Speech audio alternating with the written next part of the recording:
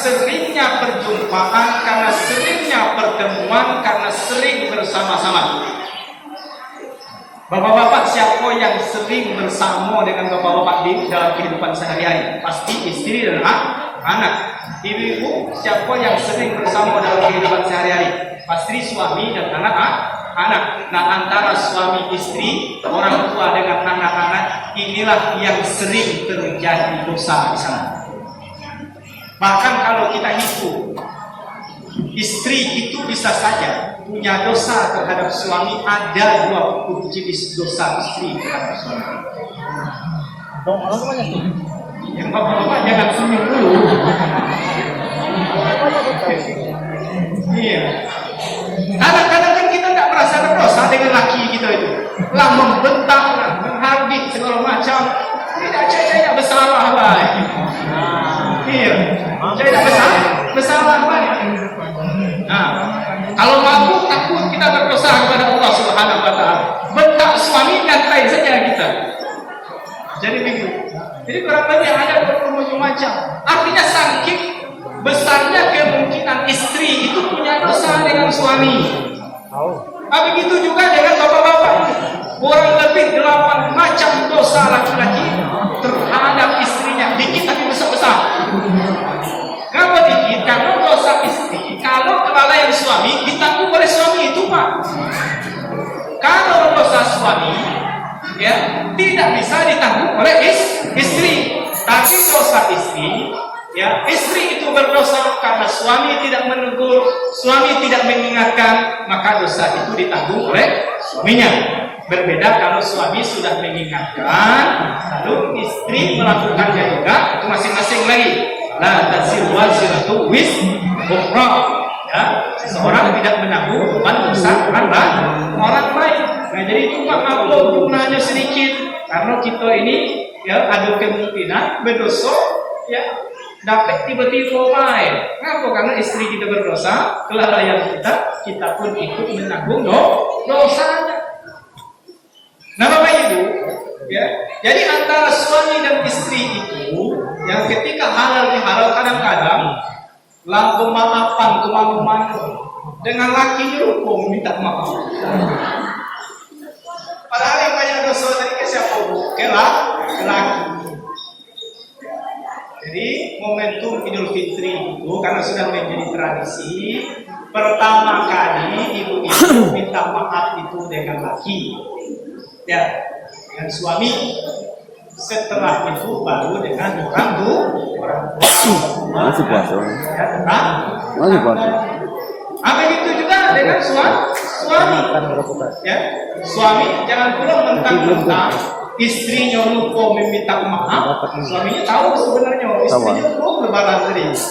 Dia berumur dari pagi sampai sore berumur. Kenapa Pak Buyung ini berumur dari tadi? Ternyata belum lebaran saya istrinya. Kasih tahu. Dan tidak apa-apa kita yang meminta maaf duluan. Jangan gengsi meminta maaf. Ya, jangan gengsi meminta maaf. Itu yang dulu yang harus kita perhatikan. Bermaaf-maafan antara suami dengan istri. Karena hubungan suami istri inilah yang kemungkinan sering terjadinya dosa yang terjadi antar sesama kita. Nah, dosa sesama kita tidak bisa diampuni dengan puasa, dengan sholat, dengan tahajud, dengan umroh, bahkan dengan haji. Tidak bisa. Tidak bisa.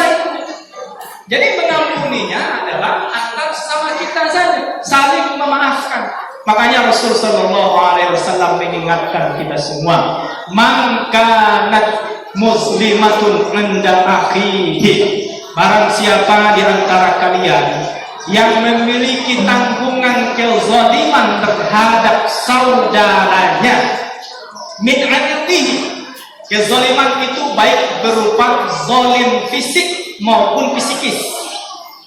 Kehormatan.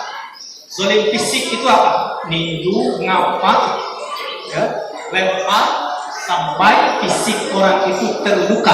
Itu zalim dalam bentuk fisik. Kalau hukum agama, kita ya melukai orang, potong telinga orang itu. Kalau diterapkan hukum Islam, maka orang yang melakukannya, pelakunya, hukumnya dipotong dua telinganya. Terjadi penganiayaan, pecah satu mata orang yang dianiaya. Diterapkan hukum Islam, maka orang yang menganiaya harus dipecahkan pula matanya. Tapi kita kan hukum di Indonesia bukan hukum Islam. Kalau dilaporkan ke polisi, paling ke penjara.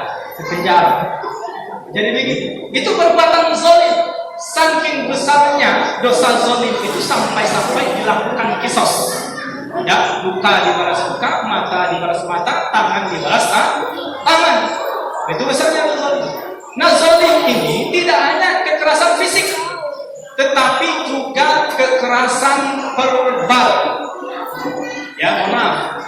Kata-kata kita, walaupun kita tidak ninju orang, walaupun kita tidak melempar orang pakai batu, tetapi kita lempar orang itu pakai kata-kata, lukanya itu lebih tajam daripada sayat sembilu. Nah, luka hati itu kemana obat dicari. Kalau luka fisik bisa cari ditahdir, bisa dijahit, selesai sembuh. Tetapi kalau luka hati berat, itu zalim juga. Ya, atau kezalimannya itu tidak terang-terangan di hadapannya, di belakang. Apa itu? Fitnah, gosip, atau upatan. Nah, ini yang sering terjadi kita. Ya, terutama ibu-ibu, bukan ibu-ibu kerahap, bukan ibu-ibu lain, suka gosip orang lain. Membicarakan aib orang lain. Ini yang kita zalimi apa? Kehormatannya. Jadi ketika kita membicarakan aib tetangga kita, berkumpul ini 4 orang yang begitu, lalu membicarakan ibu tetangga yang di depan rumahnya itu, berarti ibu tetangga di depan rumah itu kehormatannya turun beberapa derajat di antara orang-orang yang membicarakan kekurangannya. Itu perbuatan zalim. Ya, perbuatan zalim. Kalau kita berbuat zalim dengan orang sekitar kita, maka wajib hukumnya falyatahallalhu minhu al-yaum, hendaklah dia meminta halal dari semua itu pada hari ini. Nah, itulah istilah halal. Jadi meminta halal itu apa? Ya, kalau tersakiti kita mohon maaf. Kalau ada harta benda yang termakan atau yang terkonsumsi, kita mohon direlakan dan mohon dihalalkan. Nah, itulah fungsinya kita melakukan halal bihalal untuk meminta halal kepada tetangga kita, saudara kita, kerabat kita, jamaah kita. Mungkin kita pernah berbuat zalim kepada orang itu, maka momentum halal bihalal ini kita gunakan untuk menghalalkan kezaliman. Sebelum kapan? Qabla an la yakuna dinar wala dirham. Sebelum datang waktunya tidak ada lagi guna dinar dan tidak ada lagi guna pula dirham. Lalu bagaimana cara menyelesaikannya? Kalau ada orang yang berbuat zalim itu memiliki pahala amal soleh dari kebaikannya, sholat, zakat, puasa, haji, umroh, sedekah dan lain segala macam. Pahala sedekahnya digunakan untuk menebus orang yang pernah dizoliminya ini, orang yang pernah dizoliminya itu, orang yang pernah dizoliminya sana, baik fisik, psikis maupun kehormatannya direndahkan. Nah, maka ya pahala itu nanti habis. Padahal dia datang kepada Allah dengan membawa banyak pahala, tetapi habis digunakan untuk menyelesaikan orang-orang yang pernah dizolimi ketika di dunia ini. Karena ketika di akhirat, Bapak Ibu, tidak ada lagi guna maaf, tidak ada lagi guna harta. Cara menyelesaikannya itu pahala kita ditarik. Kalau habis pahala kita, dosa orang yang kita umat, dosa orang yang kita fitnah, dosa orang yang pernah kita sakiti, itu yang ditimpakan kepada kita, lalu kita dicampakkan ke dalam neraka. Itulah yang dikatakan oleh Rasulullah, muflis, orang yang bangkrut dari umat Rasul sallallahu alaihi wasallam. Datang menghadap Allah banyak membawa pahala, tetapi dia pernah pernah zolim ini zolim itu, di dunia tidak meminta maaf, tidak minta dihalalkan kepada orang-orang yang pernah dizoliminya. Bahaya kan? Bahaya.